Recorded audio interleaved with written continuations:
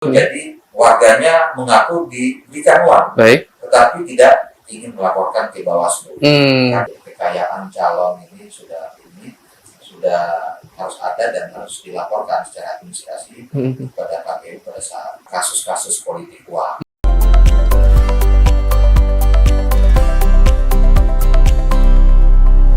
Welcome Tribuners. Berjumpa lagi dengan saya, reporter Tribun Jateng, Mamdu Adi Prianto. Kota Salatiga merupakan salah satu daerah yang akan menyelenggarakan pemilihan kepala daerah atau pilkada di 2024 November mendatang.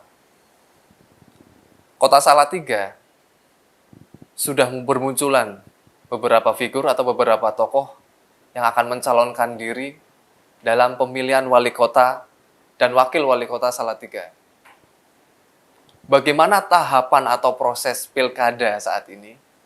Di samping saya sudah ada Ketua Komisi Pemilihan Umum Kota Salatiga, Bapak Yesaya Tiluwata, SIP. Sehat Pak Yesaya? Alhamdulillah. Ini udah dari Salatiga ke Kota Semarang, mampir ke studio Tribun Jateng. Terima kasih. Terima kasih sama-sama. Terima kasih undangan dari Tribun Jateng kepada kami KPU Kota Salatiga, Mas. Ya, sama-sama Pak. Ini sedang persiapan apa, Pak?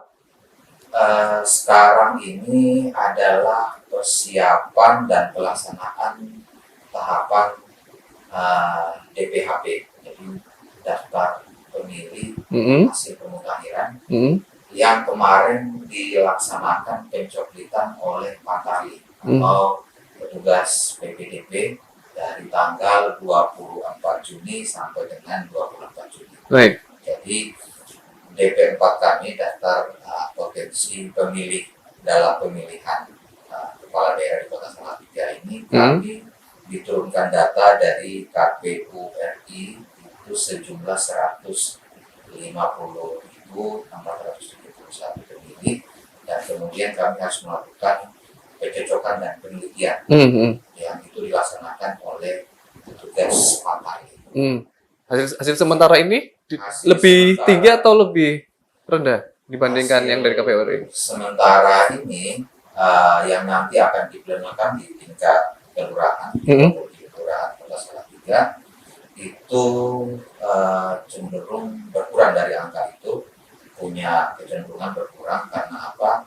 Ada data alih status dari penduduk yang kemudian dari sebagai warga sipil menjadi anggota TNI Polri. Yang kedua, adanya warga yang pindah KTP, terus ada juga meninggal juga ya.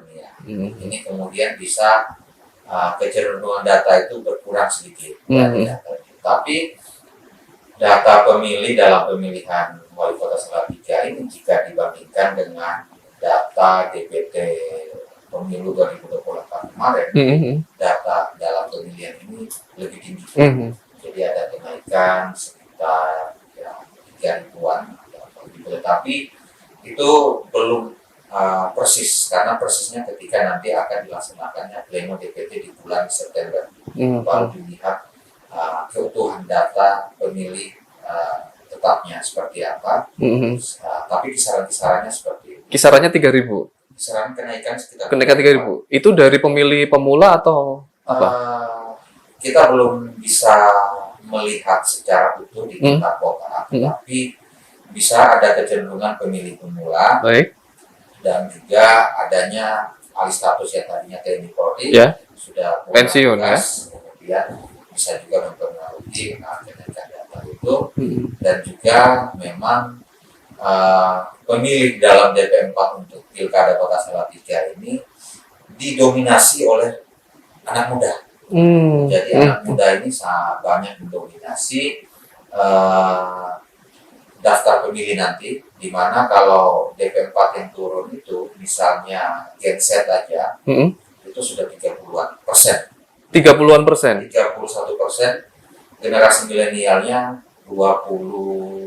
sekitar 20-an persen. Oke, 50% ya lebih ya. Totalkan antara generasi milenial sama generasi milenial Z ini bisa di angka 52%. 52%. angka yang tinggi untuk Angka pemilih. yang tinggi, karena itu setengahnya dari jumlah pemilih. Setengah dari jumlah Jadi, pemilih ya. ini adalah kunci partisipasi pemilih ke depan ini adalah anak muda. Baik. Sebelum masuk ke pemilih pemula, Tribuners, KPU Kota Salatiga besok juga tidak hanya menangani pemilihan wali kota dan wakil wali kota Salatiga, tetapi juga ada pemilihan gubernur dan wakil gubernur.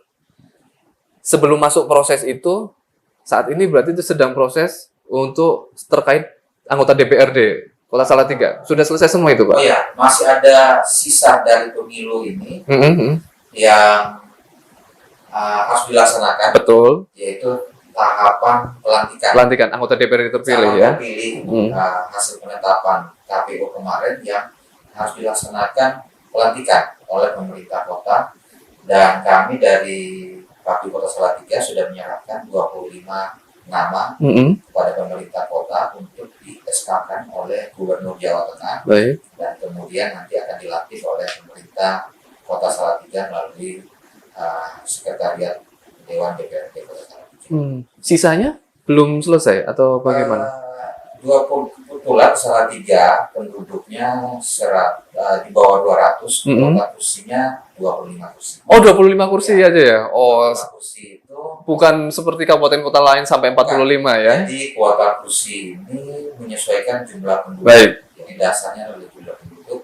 Kami itu penduduk saat itu penduduk dengan jumlah di bawah 200.000. Sebenarnya kalau sekarang sudah 201.000, tetapi ukurannya adalah waktu itu adalah tahun 2022 mengukur penetapan jumlah kursi. Sehingga kuota penduduk Salatiga saat itu masih 196.000 sampai 197.000, sehingga kuota kursinya ya 25. Dan harus diperebutkan oleh 18 partai politik. 18 partai politik. Dan dari 18 partai politik kemudian hanya 6 parpol yang lolos ya. Mengisi kursi 25 kursi di DPRD Kota. Artinya persyaratan sudah selesai semua, termasuk laporan harta kekayaan. Untuk laporan LHKPN sudah lengkap semua, tanda terimanya, dan sudah kami serahkan. Oke. Tanggalnya tanggal berapa, Pak?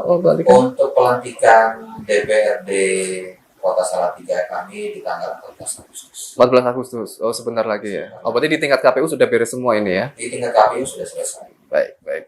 Oke, Pak. Masuk ke pemilihan wali kota Salatiga. Tadi sudah coklit sudah dilakukan oleh Pantarlih ya, itu Pak ya. Kemudian apa selain itu, selain penetapan daftar pemilih, apalagi Pak yang dipersiapkan, Pak? Mungkin saya runut aja ya. Baik. Tahapan yang sudah ada di Kota Salatiga. Jadi dasarnya ini adalah PKPU 2 2024 terkait jadwal dan tahapan pemilihan kepala daerah yang harus dilaksanakan oleh semua KPU di tingkat kabupaten kota maupun provinsi se-Indonesia. Di mana tahapan ini sudah dimulai dari bulan Januari, perencanaan bulan Januari, dan akhir Februari kemarin adalah tahapan pengumuman dan pendaftaran lembaga pemantau dan lembaga survei yang akan melaksanakan aktivitas dan kegiatannya selama pilkada berlangsung. Dan kemudian ada tahapan perekrutan PPK, anggota PPK untuk pemilihan wali kota, dan kemudian ada perekrutan panitia pemungutan suara di kelurahan, di 23 kelurahan di Kota Salatiga, dan itu sudah dilaksanakan. Dan yang terbaru adalah pemodelan data pemilih, data DP4, dan sudah dilaksanakan. Dan sebentar lagi kami akan melaksanakan tahapan pengumuman dan pendaftaran pasangan calon. Oke, itu tanggal berapa, Pak? Itu dilaksanakan kalau pengumumannya di tanggal 24 Agustus sampai dengan 26 Agustus. Pendaftarannya 27 sampai 29 Agustus. Hanya 3 hari. Artinya pasangan calon punya waktu yang mepet. Ya, regulasinya pasangan calon punya waktu 3 hari untuk mempersiapkan berkas termasuk syarat dukungan partai politik.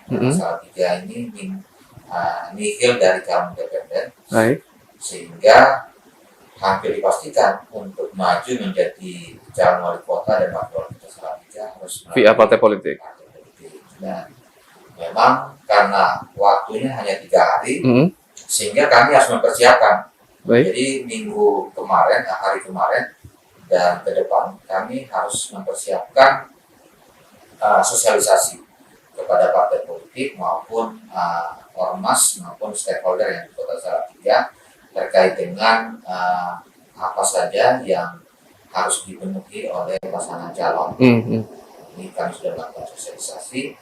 Kami juga sudah membentuk kelompok kerja yang ada untuk mendukung kerja-kerja pencalonan nanti, di mana kelompok kerja ini terdiri dari Bapeda Kota Salatiga, Hmm. Ikatan Dokter Indonesia di Kota Salatiga, Oke. terus ada juga Untuk cek kesehatan itu ya. Polres itu terkait dengan SKCK, Hmm. dan juga ada pengadilan. Oke. Jadi Itu seperti pelayanan satu pintu ya. ya, jadi Untuk memudahkan pasangan calon. ini untuk memudahkan kami juga berkoordinasi Oke. dengan berkas nanti. Hmm. Karena misalnya semua calon itu wajib membuat surat tidak pernah dipidana. Baik. Nah, itu kan harus registrasi Kepolisian. pengadilan. Mau pengadilan ya. Tapi untuk surat berkelakuan baik itu ada di Kepolisian. Terus nanti melalui ID terkait dengan koordinasi pemeriksaan kesehatan nanti untuk calon. Karena di tanggal 27 sampai dengan 29 adalah pendaftaran berkas.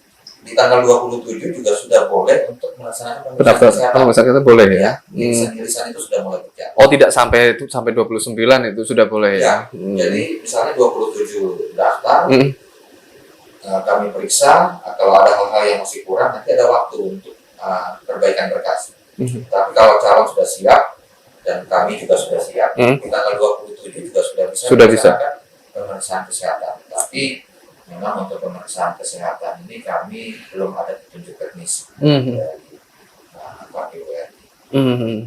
Oke, artinya 27-29 itu kan waktunya mepet tadi ya Pak disampaikan ya Pak ya. Ini berarti harus dipersiapkan oleh pasangan calon agar tidak gagal untuk pemberkasan, untuk pemenuhan berkas administrasi gitu ya Pak ya. Iya, betul. Jadi kenapa kami harus mensosialisasikan jauh hari supaya berkas-berkas yang paling penting itu berkas administrasi. Betul. Yang harus disiapkan jauh-jauh hari. Karena apa? Berkas ini meliputi banyak hal sampai dengan LHKPN. Baik. Laporan harta kekayaan. Penyelenggara negara. Ya, semacam penyelenggara negara yang harus dilaporkan. Jadi, kekayaan calon ini sudah harus ada dan harus dilaporkan secara administrasi kepada KPU pada saat pendaftaran. Oke. Beberapa berkas, tapi sudah disampaikan sosialisasi kepada pasangan calon sudah disampaikan ya Pak ya? Kalau pasangan calon Belum ya? Belum penetapan. Betul. Saat ini calon-calon ataupun yang ada di Salatiga atau bakal calon memang sudah banyak, sudah sangat banyak, lebih dari 5. Tetapi hari ini belum ada berita juga untuk salah satunya mendapatkan rekomendasi dari partai politik. Itu belum ada, jadi masih dinamis. Masih dinamis. Ya, tetapi secara perencanaan itu kami mengagendakan dalam perencanaan anggaran, misalnya dalam pemeriksaan kesehatan itu untuk 4 paslon. Karena dengan komposisi perolehan kursi itu dimungkinkan 4 paslon ya. Pasangan calon sangat dimungkinkan, tergantung dinamika yang terjadi. Tapi kami memang sudah punya perencanaan anggaran untuk pemeriksaan kesehatan ini yang harus dialokasikan dan harus direncanakan. Dan itu juga ketika debat dan sebagainya untuk kampanye. Ini yang sudah muncul figur-figurnya sekitar 5 calon ya? Kalau figur yang hari ini muncul di Kota Salatiga itu sudah lebih dari 5. Oh, lebih ya? Lebih dari 5. Macam-macam profesi, ada ASN, ada birokrat, ada juga dari TNI, unsur TNI, ada juga dari memang politisi, ada juga memang pengusaha. Jadi macam-macam profesi. Untuk komposisi kursinya di DPRD, satu pasangan calon bisa diusung berapa kursi? Jadi untuk Salatiga kuota kursi, karena syarat untuk mengusulkan pasangan calon ini minimal syarat dukungan kursi 20%. 20%. Yang kedua, Suara ya. 25% perolehan suara. Suara. Yang ini diukur dari suara dan kursi yang ada di DPRD yang sudah ditetapkan oleh KPU. Dan syarat 20% ini di Salatiga hanya yang saat ini yang bisa mengusung sendiri itu ada 2 partai politik, partai PDIP dan juga partai PKB. PDIP dan Ya, PKB. ini sudah melebihi kursi 20%, sudah mencukupi.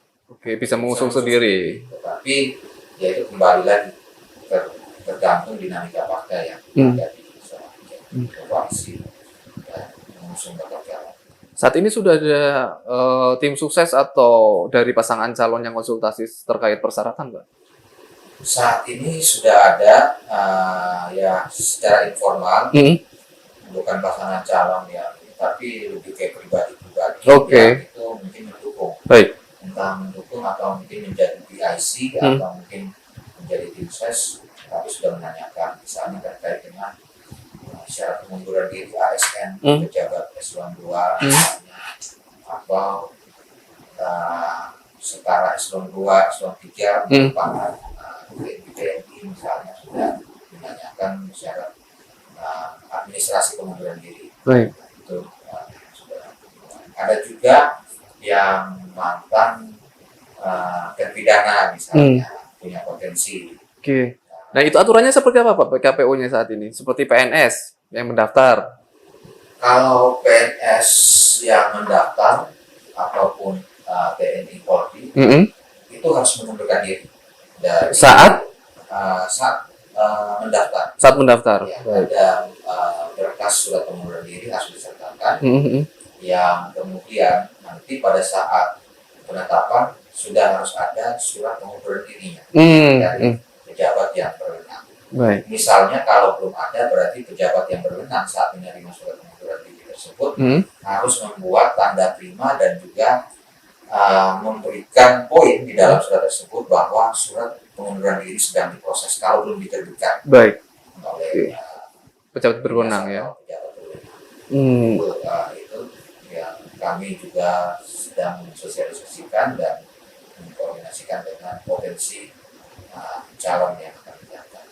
Tadi disebutkan lembaga pemantau Ya. dan survei pilkada. Bisa dijelaskan, Pak, lembaga pemantau itu apa? Lembaga pemantau dan lembaga survei ini adalah lembaga yang berbeda tugas dan kerjanya. Kalau lembaga pemantau ini adalah lembaga yang akan memantau proses berjalannya tahapan pemilihan kepala daerah di Kota Salatiga misalnya. Nah, dia akan bekerja seperti itu. Bahkan dia juga memantau proses kerja antara KPU dan Bawaslu seperti apa, dan bagaimana proses pendaftaran, bagaimana proses penetapan, bagaimana proses kampanye berlangsung, ini akan dipantau.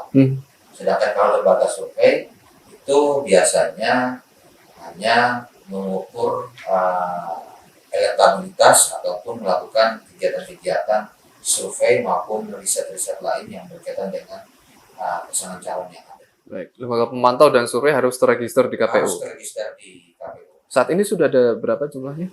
Saat ini untuk lembaga survei ini sudah ada satu, tapi sebenarnya sudah boleh kita katakan ini sudah lengkap. Baik.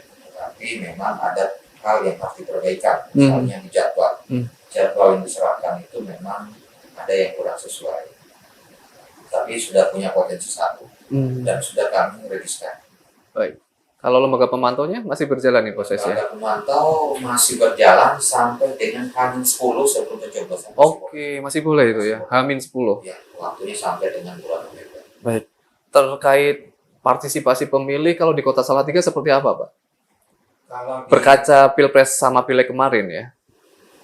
Kalau di Salatiga antara Pilpres dan Pileg dalam pemilu 2024 partisipasi cukup antusias. Antusias. Masyarakat hanya memang dari sisi angka partisipasi ini berbeda. Jadi partisipasi Pilpres itu lebih tinggi. Bahkan ada di TPS tertentu partisipasinya 101 karena 101%. ada tambahan pemilih tambahan atau pindah pemilih tersebut. Mhm. Terus di pileg untuk DPR, RI, DPD itu variatif. Mhm. Ada yang kisaran 88%, ada yang 89%, tetapi jarak antara partisipasi legislatif sama presiden ini ya Tipis. tipis. Mhm. Jadi boleh dikatakan cukup tinggi Cukup tinggi. dibandingkan dengan kabupaten kota lain. Baik. Ini KPU masih tetap bekerja untuk meningkatkan partisipasi pemilih ya? Kami sejauh ini masih melaksanakan sosialisasi, partisipasi kepada masyarakat ataupun kepada stakeholder yang ada di Kota Salatiga, kepada partai politik, ormas, dan juga lembaga-lembaga LSM yang ada di Kota Salatiga. Juga kami biasanya menerima undangan sosialisasi dari warga atau dari masyarakat. Kira-kira bisa sampai angka partisipasi pemilih bisa sampai seperti Pilpres atau Pileg? Kami Pilkada dalam besok? hal ini itu tidak ada patokan karena memang khawatirnya ketika ada patokan itu kami menjadi sebuah batu sandungan bagi masyarakat ataupun pemerintahan dan sebagainya, sehingga arahan untuk KPU RI tidak memberikan arahan untuk mengejar angka partisipasi. Ya, angka partisipasinya dalam pilkada atau pilwalkot Kota Salatiga. Tapi upaya-upaya peningkatan partisipasi masyarakat menyalurkan hak suaranya untuk memilih calon yang ada di 27 November nanti, itu kami upayakan dengan melaksanakan sosialisasi dan juga kegiatan-kegiatan yang sifatnya sebagai sarana informasi ataupun pengetahuan kepada masyarakat. Pentingnya pilkada, pilwalkot, dan juga pilgub Jawa Tengah. Karena ini kan pilkada yang unik karena baru pertama kali dilaksanakan serentak dan sifatnya nasional. Ini baru pertama kali. Nah, itu yang tapi kita upayakan karena pilgub 2018 di Kota Salatiga itu angkanya hampir 81%. 81%? Itu tinggi itu ya? Boleh dikatakan saat itu untuk pilgub Salatiga tertinggi. Se-Jawa Tengah ya? Mudah-mudahan besok juga lebih tinggi lagi ya? Ya, kita berupaya untuk angka partisipasinya bisa lebih tinggi lagi karena anak-anak muda juga harus terlibat ya, antusias berpartisipasi di pilkada. Baik, terkait pemuda atau pemilih pemuda nih, pemilih pemula ya, yang akan masuk. Kira-kira KPU Salatiga itu melakukan apa untuk biar pemilih pemula ini antusias untuk memilih gitu? Itu juga kan tanggung jawab pasangan calon juga ya Pak ya? Kami punya tanggung jawab secara kelembagaan karena terkait dengan peningkatan partisipasi dan juga upaya-upaya menyadarkan masyarakat yang sudah tercatat sebagai pemilih untuk menyalurkan hak pilihnya. Karena ada yang sudah memiliki hak pilih, sudah masuk di DPT misalnya atau DPS, itu kemudian pada hari H tidak menyalurkan hak pilihnya atau boleh dikatakan golput. Nah, upaya-upaya ini kita sosialisasikan kepada stakeholder, misalnya kepada pemilih pemula di sekolah-sekolah yang ada di Kota Salatiga, terus kemudian kepada ormas-ormas yang ada di Kota Salatiga, kepada partai politik, terus kepada pemilih-pemilih yang rentan, misalnya disabilitas, lansia ya, lansia maupun yang disabilitas cacat dan lain sebagainya. Kami selalu libatkan dan kami upayakan untuk ke depan sampai dengan menjelang pencoblosan, kami upayakan untuk senantiasa sosialisasikan. Selain itu kami juga sosialisasikan kepada tokoh-tokoh agama. Karena tokoh agama ini boleh dikatakan punya basis yang cukup kuat, ormas-ormas keagamaan juga punya basis yang kuat untuk membantu KPU juga melaksanakan sosialisasi. Selain itu juga dengan organisasi kemahasiswaan, BEM, atau Dewan Mahasiswa misalnya, dan juga OSIS yang selalu sosialisasikan. Baik. Kan partisipasinya meningkat ya, mudah-mudahan. Ah, pemilihan umum tidak hanya pilkada ya, pilpres ataupun pileg itu lekat dengan yang namanya money politics. Kalau dari KPU Kota Salatiga memandang ini seperti apa? Ya Mas Adi dan Sobat Tribunas, politik uang ini boleh dikatakan situasi yang sebenarnya terjadi, tetapi dalam hal sampai dengan sidang pidana pemilu itu kan masuk pidana. Baik. Nah, jadi politik uang ini sebenarnya adalah case ataupun kejadian yang bisa masuk dalam ranah pidana, tapi pidananya khusus. Baik. Karena khusus untuk pemilu maupun terkait dengan undang-undang pilkada. Nah, memang pemberi dan penerima di dalam pemilihan maupun pemilu, pilkada maupun pemilu ini tidak diperbolehkan untuk dilaksanakan atau dilakukannya politik uang ataupun mengajak pemilih ke TPS dengan memberikan sesuatu. Nah, ini memang yang khusus untuk mengawasi ini ada di Bawaslu, tapi kami biasanya juga melakukan sosialisasi agar pemilih ataupun partai politik ataupun tim sukses yang melakukan aktivitas untuk memperoleh dukungan dan untuk mendapatkan kemenangan tidak boleh melakukan politik uang ataupun memberikan barang dan jasa ataupun hal lain kepada pemilih, karena menjanjikan sesuatu apapun itu sudah bisa dikatakan tidak pidana, ada unsur pidananya dalam pilkada maupun pemilu. Dan kejadian di Salatiga sebetulnya ada yang sebenarnya dalam kasus-kasus tertentu jadi warganya mengaku diberikan uang, tetapi tidak ingin melaporkan ke Bawaslu. Karena kalau politik uang itu kan pemberi dan penerima itu kena pasal ya, terjerat ya. Pidana politik uang, tetapi kalaupun pemberinya melaporkan juga kena, dan juga penerima melaporkan juga kena.